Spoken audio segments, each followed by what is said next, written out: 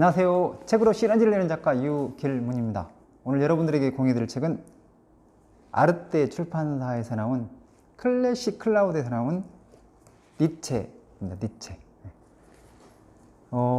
이제 제목은 알프스에서 만난 짜라투스트라?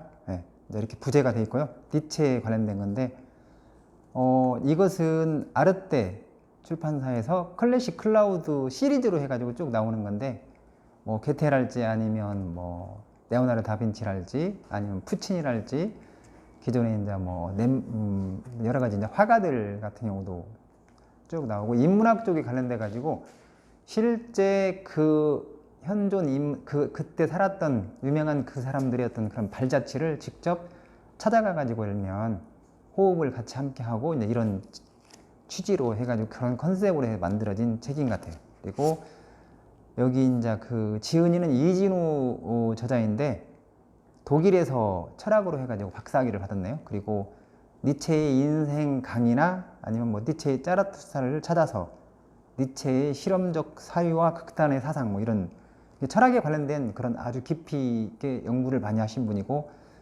그런 것 같아요. 그리고 실제로 이제 니체가 살았던 그런 그 바운더리를 계속 이렇게 여행을 하면서 직접 그 본인이 알고 있는 어떤 철학적인 사유와 그 니체의 어떤 그런 사상이나 이런 책들을 쭉 해가지고 에센스를 이렇게 공유하는 그런 내용이거든요. 그리고 여기 이제 앞에 보면 그런 이야기가 나오네요. 이진우 씨가 자기가 니체 책들을 많이 봤는데 그 중에서 하나 백미를 하나 꼽으라 한다면 그게 뭐냐? 근데 그게 11페이지 나와 있는데 그런 내용이네요. 뭐냐면 너는 지금 살고 있고 살아왔던 이 삶을 다시 한번 살아야만 하고 또 무수히 반복해서 살아야만 할 것이다. 거기에 새로운 것이라고는 아무것도 없을 것이다. 내 생애의 일일이 열거하기 어려운 크고 작은 일들이 내게 다시 일어날 것이다. 이런 내용인데요. 계속 어떻게 보면 이런 중심을 가지고 또 니체는 움직였고 그 다음에 또 이제 이진우라는 또 철학자는 또 이 니체의 이 부분을 계속 곱씹으면서 철학적인 또 사유를 했던 것 같아요. 그러면서 우리는 왜 더 이상 삶의 의미를 묻지 않는가 이렇게 프롤로그가 그렇게 나와 있고요. 그리고 쭉 이렇게 넘기다 보면 뒤쪽에 이제 책이 이제 어떻게 보면 니체의 한 권의 책을 이야기하는 게 아니라 이 클래식 클라우드에서는 니체의 전반적인 니체의 어떤 그런 명저를 중심으로 해서 이 이진우 씨가 전체적인 내용 중에서 에센스를 이제 이렇게 여행을 하면서 경험을 통해서 자기가 이제 이렇게 받은 어떤 진수나 이런 부분들을 쫙 풀어 헤치는 거거든요. 그런데 120페이지에 또 이런 부분이 나와요. 너무나 인간적인 그 안에 나왔던 내용을 여기서 풀어놓는 건데 어떤 내용이냐면 새로운 그 무엇을 먼저 보는 것이 아니라 낡은 것, 이미 알고 있는 것, 그리고 누구나 보고 지나쳐온 것을 마치 새로운 것처럼 보는 것이 독창적 두뇌의 특징이다. 최초의 발견자는 대체로 아주 평범하고 재기도 없는 공상가, 즉 우연이다.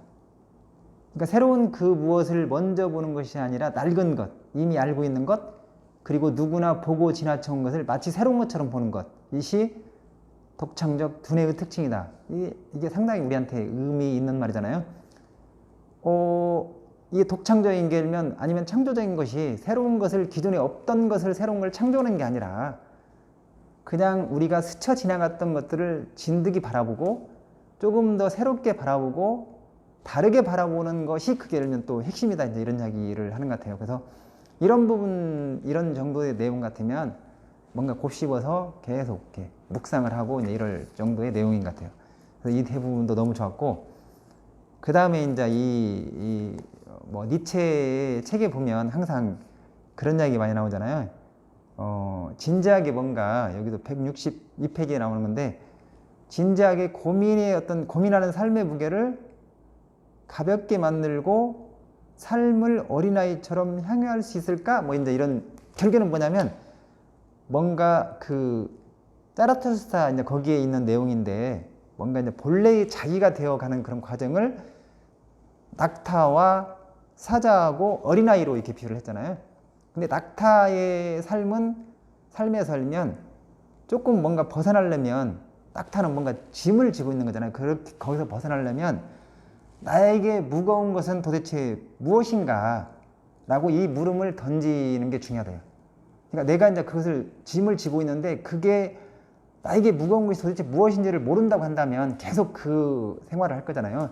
그래서 이제 이 질문을 하는 순간부터 바로 이제 열면 두 번째 변화가 일어나는 거다. 결국에는 사자의 어떤 그런 길로 들어서는 거다. 이렇게 이야기를 하는 거거든요.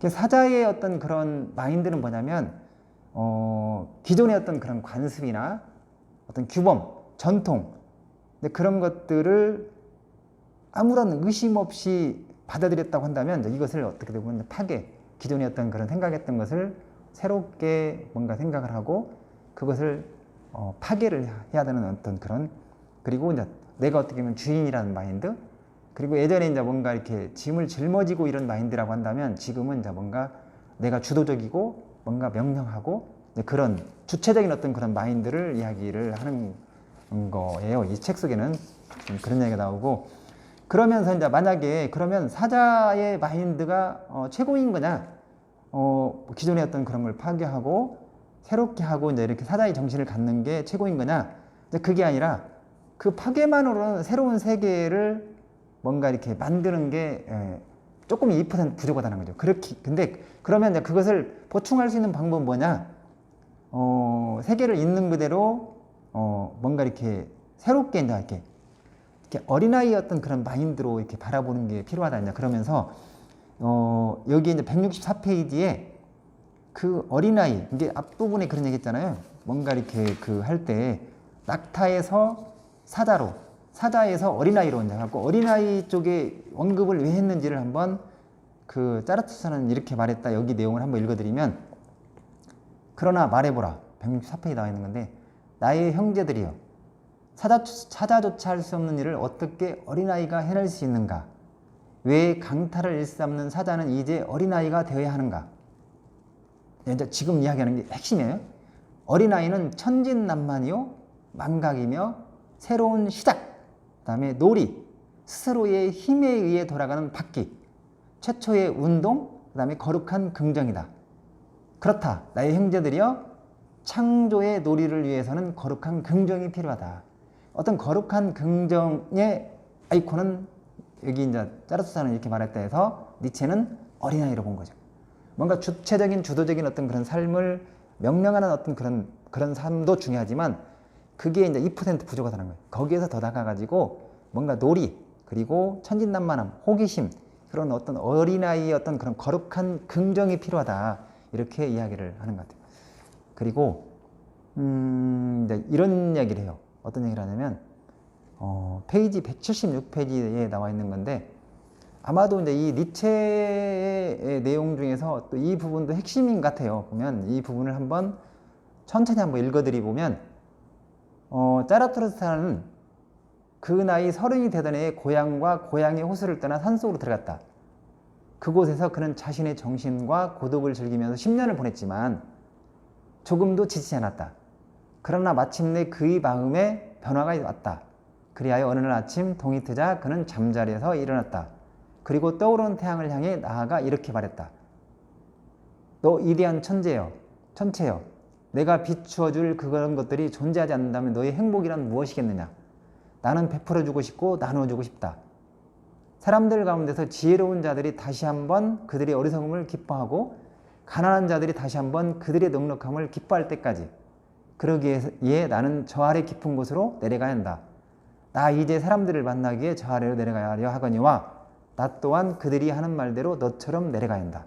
이게 결국에는 뭐냐면 이 이야기의 핵심은 뭐냐면, 뭔가 경주하듯이 산을 빨리 올라가고 정상을 받고 다시 뭐 이렇게 내려오고 이런 것은 별로, 예를 들면 거기에 대해서 의미를 알지 못하는 거잖아요. 진득이 뭔가를 그 안에서 이제 부대끼고, 그 다음에 적어도 이제 그 높은 산의 어떤 그런 차가운 공기를 느끼려면 거기에 어느 정도는 머물러야 한다는 거죠.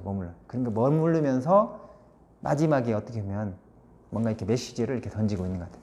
그러니까 이 부분도 상당히 내용이 좀 이렇게 심오하면서도 곱씹을 그런 내용인 것 같아요. 그리고 이제 이런 이야기가 나와요. 184페이지 나와 있는 건데 자연을 진정으로 느낄 수 있는 사람에게 자연은 음악으로 다가온다. 귀를 기울여야 비로소 들리는 음악, 그것이 자연이다. 이렇게 이야기하거든요. 이 부분도 너무 좋았던 것 같고, 그 다음에 보면은